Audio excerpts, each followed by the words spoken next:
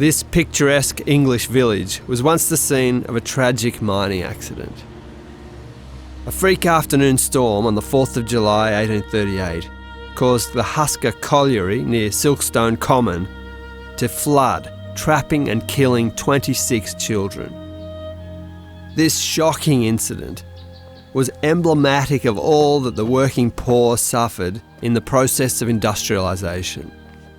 The politician Lord Ashley, the 7th Earl of Shaftesbury, was moved to act.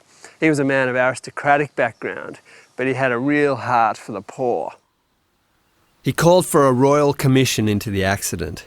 This exposed the horrific conditions under which people worked in the mines. Children as young as 5 were employed underground, opening and closing ventilation shafts. It was incredibly dangerous work. Shaftesbury managed to have legislation passed in 1842 that prohibited girls and women from working in the mines. It also excluded boys under the age of 10. The law aimed to prevent this sort of tragedy from ever happening again. This action was typical of the Earl of Shaftesbury, who was a hero of 19th century working class people. He used his parliamentary career of nearly 60 years to agitate for every kind of reform on behalf of the poor. Factory reform, housing, sanitation. He was president of the London Ragged Schools for 39 years, providing free education for poor kids. He campaigned on behalf of chimney sweeps, farmhands, the mentally ill, and countless others. It's estimated he had been involved with 197 organisations by the time of his death. Christian faith was a hugely motivating force for Shaftesbury. The idea that every person, regardless of status or rank, was made in the image of God and therefore worthy of respect and care and compassion meant that for him, caring for the poor became something of a sacred duty. Engaged more than ever. Small works compared to the political and financial movements of the day.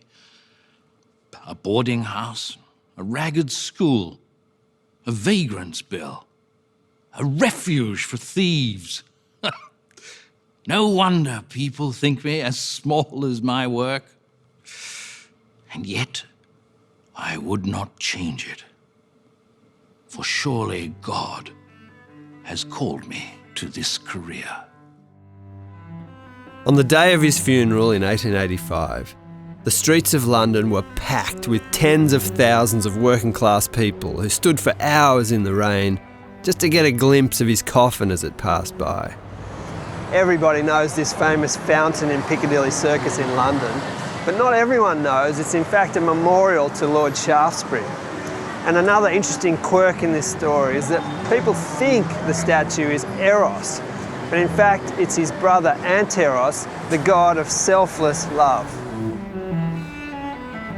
The sculptor thought it was a fitting memorial to the man whose biographer wrote that no man has ever done more to lessen the extent of human misery or to add to the sum total of human happiness. Clearly not every Christian is a Shaftesbury, but plenty of ordinary people have done their best to sing in tune with Jesus. You won't read about them in books, but they're out there doing what they can to make a difference.